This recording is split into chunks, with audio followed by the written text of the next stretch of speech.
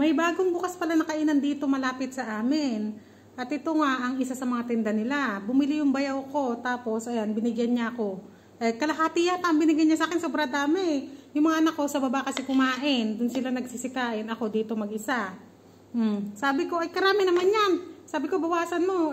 Ano daw, tama na din ando sa kanila.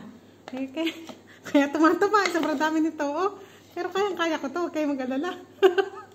Tapos nagbili rin ako nitong beef korma na walang mantika. Ayan. Sarap. Tikman natin. Ngayon ko palang ito matitikman. Di ba kasi mahilig kami sa mandi ng mga anak ko. Ito parang mandi din daw to. Kaya nga lang charcoal naman to.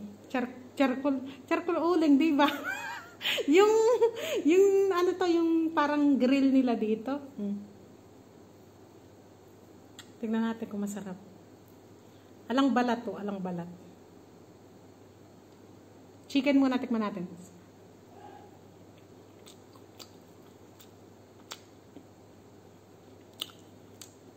Masarap naman. Masarap naman. Lalo, hindi masyadong maanghang. Wala nga yatang anghang na naramdaman ako. Ay, may konti. Kaya masarap talaga. Kasi, yung iba kasi, pag maanghang, ay utod ng anghang. I-try naman natin yung wheat rice.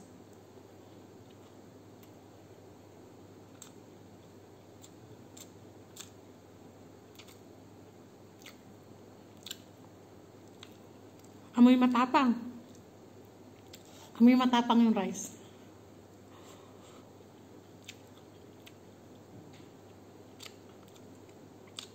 Amoy NFA.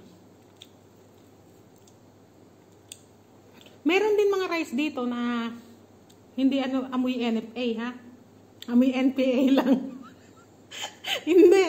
Meron mga bigas dito na hindi naman ganyan katapang yung amoy. Pero ito, lasang ano talaga, may pagka NFA.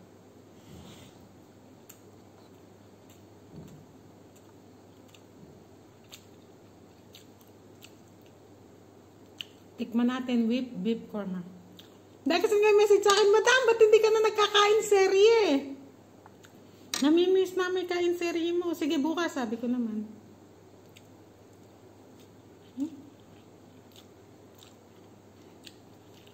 Saka ang hirap magkain serye.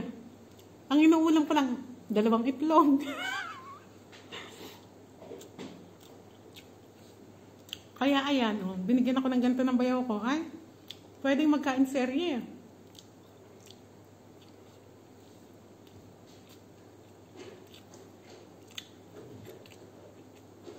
Nagda-diet ako hindi lang halata. Pero proud ako sa sarili ko. Proud ako. 4 days na ako hindi nagko-cola. 4 days pa lang yan, proud na daw. Kasi nga dati, di ba, araw-araw ako nag-soft drinks. Hindi ko mapigilang di mag-soft drinks pag kumakain. Pero ngayon, 4 days na ako hindi nag-soft drinks.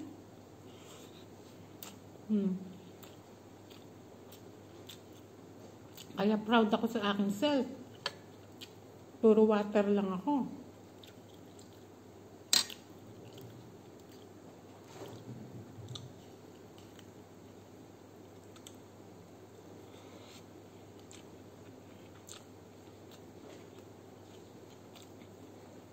Sarap.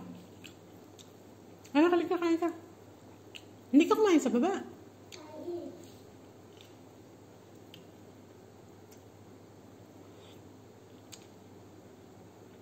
Sarap din. Masarap din kahit lasang NFL.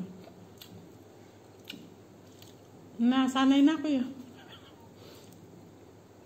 Nasanay na ako sa ganitong lasa ng bigas. Kaya pag nauwi ako sa Pinas, o kaya sa Dubai, kasi may masarap na bigas doon, di ba, sa Dubai. May mga jasmine. Dito kasi, wala akong makita ng jasmine eh. Talagang tumataba ako ng todo kasi kanin pa lang, di ba? Kahit na alang ulam ay talagang gaganahan ka. Sarap.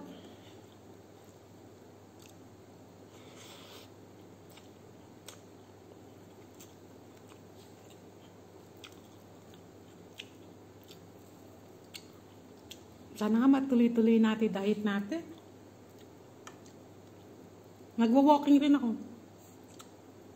Gusto ko mag-walking sa plaza eh. May plaza malapit dito sa amin eh. Ayaw naman ang bayaw ko. Sabi ko, samahan mo ako, kako. Ihatid mo ako doon. Nagwa-walking ako. Naku, babi. Huwag ka nang pumunta doon. Nasira kasi treadmill namin. Ang ginawa, bumili na. Bumili ng bagong treadmill. Ayan, kaya sa baba ako nagte-treadmill.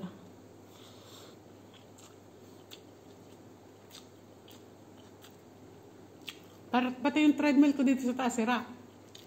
Ilang beses ang pinapagawa, nasisira. Kaya ayun, bumili siya ng bago. Kaya sa baba ako lagi. Araw-araw. Ano lang? Mga 2 kilometer lang araw-araw ako. 30 minutes, ganun, pataas. Pag sinipag ako, 2 beses ang araw. 2 tag 30 minutes, 1 oras, ganun.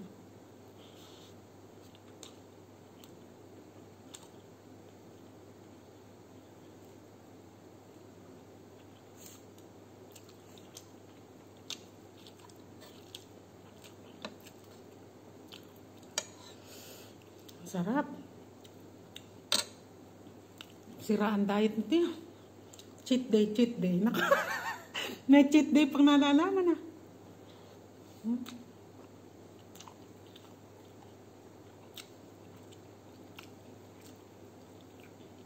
Masarap din talaga. Maanghang yung korma, itong chicken hindi.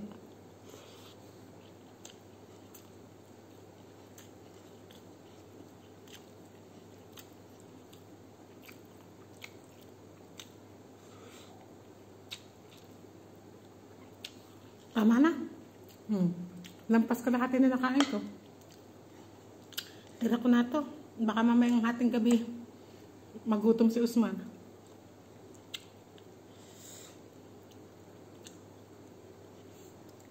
Kay Usman na lang to.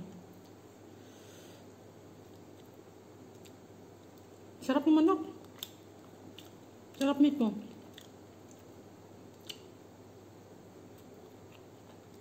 Pero mas masarap pa rin talaga yung mga inasal sa atin.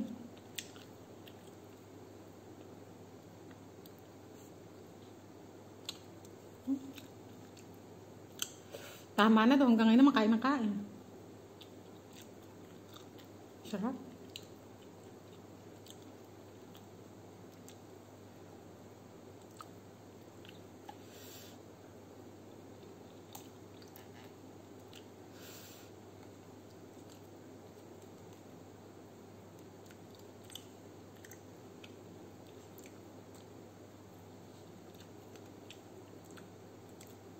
Tama na nga talaga.